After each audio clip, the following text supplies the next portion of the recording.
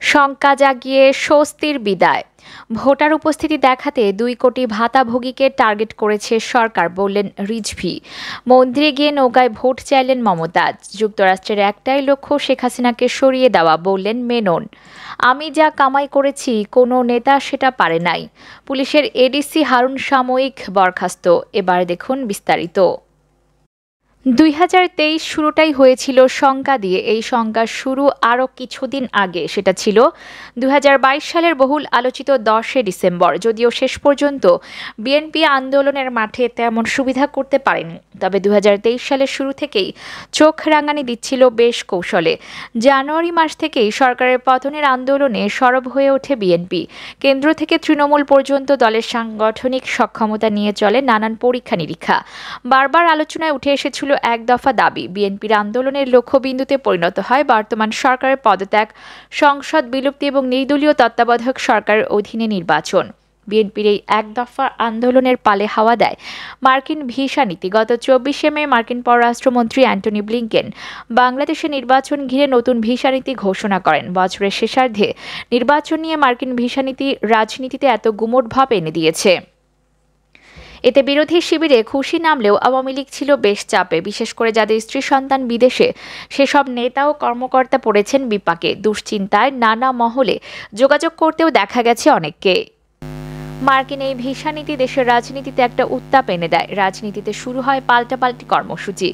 বিভাগীয় কর্মসূচি শেষ করে আগস্ট থেকে নিরপেক্ষ সরকারের অধীনে নির্বাচনের দাবিতে রাজধানীতে জোরে সোরে নামে বিএনপি।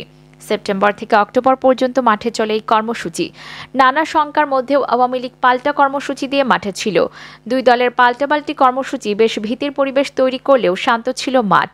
রাজপথে ভোগান্তির ছিল জনসাধারণ। এরই মধ্যে শুরু হয় ২৮শে অক্টোবর ঘিরে উত্তাপ। ২৮শে অক্টোবর ঘিরে কর্মসূচি দিয়ে রক্তক্ষয়ী সংঘর্ষের পথ প্রশস্ত করেছে রাজনৈতিক দলগুলো। নানাজনের শঙ্কাকে সত্য প্রমাণিত করে ২৮শে অক্টোবর ২০০৬-এর মতোই প্রকাশ্যে মানুষ হত্যায় মেতে উঠেছে। সেদিনকার রক্তক্ষয়ী সংঘর্ষে সাংবাদিক, পুলিশ সহ কয়েকজন নিহত হয়। আহত হয় পুলিশ ও সাংবাদিক সহ অসংখ্য নেতাকর্মী। এর মধ্য দিয়ে সমঝোতার পথ পুরোপুরি বন্ধ হয়ে একমুখী রাজনীতির পথ তৈরি হয়। সে থেকে বিএনপি বিহীন মাঠে দাপিয়ে বেড়াচ্ছে ক্ষমতাসীন আওয়ামী লীগ। বিএনপিবিহীন মাঠে ক্ষমতাসীন আওয়ামী লীগ দাপুটে থাকলেও শেষ পর্যন্ত নির্বাচন নিয়েছিল এক ধরনের অনিশ্চয়তা। নির্বাচন হবে কিনা, মার্কিন যুক্তরাষ্ট্রের ভূমিকা কি হবে ইত্যাদি নিয়ে এক অনিশ্চয়তা ছিল জনসাধারণের মধ্যে।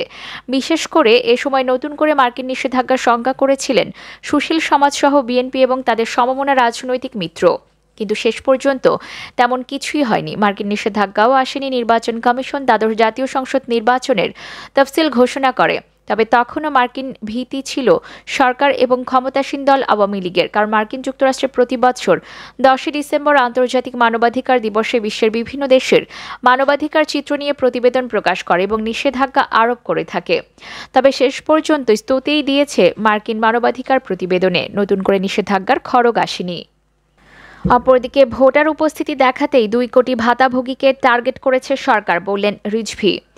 দ্বাদশ সংসদ নির্বাচনে ভোটার উপস্থিতি দেখানোর জন্য আওয়ামী লীগ ও প্রশাসন সামাজিক নিরাপত্তার সুবিধাভোগী প্রায় ২ কোটি মানুষকে টার্গেট করেছে বলে অভিযোগ করেছেন বিএনপির জ্যেষ্ঠ যুগ্ম মহাসচিব রুহুল কবির রিজভী।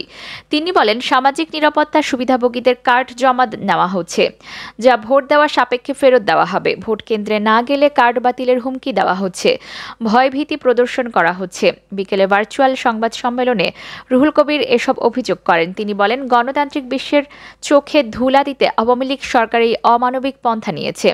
বিএনপির এই জ্যেষ্ঠ নেতা বলেন, যশোর, চাঁপাইনবাবগঞ্জ, হবিগঞ্জ সহ অনেক জেলায় ইতোমধ্যে বয়স্ক ভাতা, বিধবা ভাতা, প্রতিবন্ধী ভাতা, মাতৃত্বকালীন ভাতা সহ আরও অনেক কিছুই উপকারভোগীদের কার্ড জমা নিয়েছেন ক্ষমতাসীন দলের নেতাকর্মীরা। রুহুল কবির বলেন, নির্বাচন কমিশনার মোহাম্মদ আনিসুর রহমানের উদ্যত্ত হুঙ্কার দেখে মনে হচ্ছে তিনি আওয়ামী সেবাদাসে পরিণত হয়েছেন। তার জেনে রাখা উচিত, সংবিধানে ভোট দেওয়া যেমন মানুষের অধিকার, তেমনি ভোট না দেওয়া মানুষের মৌলিক অধিকার। ভোট দেওয়ার জন্য কাউকে বাধ্য করা যাবে না। আইন শৃঙ্খলা রক্ষাকারী বাহিনীর সঙ্গে এখন নির্বাচন কমিশন নব্য নিপীড়কের ভূমিকায় অবতীর্ণ হয়েছে বলে অভিযোগ করেন তিনি। নির্বাচন কমিশনের নির্দেশনার পর পুলিশ দেশের বিভিন্ন স্থানে লিফলেট বিতরণের সময় নেতাকর্মীদের আটক করেছে বলে অভিযোগ করেন রুহুল কবির রিজভী। তিনি বলেন, অনেক জায়গায় লিফলেট নিয়ে পড়ার অপরাধে গ্রেফতার করা হয়েছে। মানিকগঞ্জে বিএনপি লিফলেট নিয়ে পড়ার কারণে এক পোশাক ব্যবসায়ীকে আটক করে পুলিশ। এর প্রতিবাদে প্রায় 1 ঘণ্টা দোকানপাট বন্ধও রাখেন তৈরি পোশাক ব্যবসায়ীরা। অপরদিকে মন্দিরে গিয়ে নৌকায় ভোট চাইলেন মমতাজ।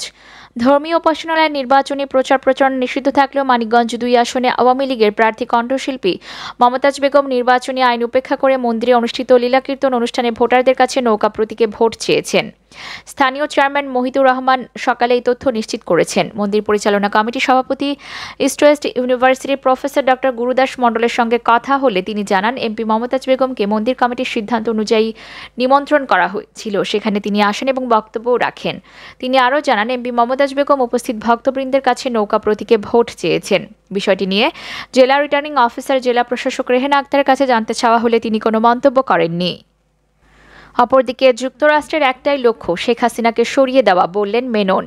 বরিশাল 2 আসনে নৌকার প্রার্থী রাশেদ খান মেনন বলেছেন, যুক্তরাষ্ট্রের রাষ্ট্রদূত দৌড়ে বেরিয়েছেন যেন এই নির্বাচন তাদের মন মতো হয়।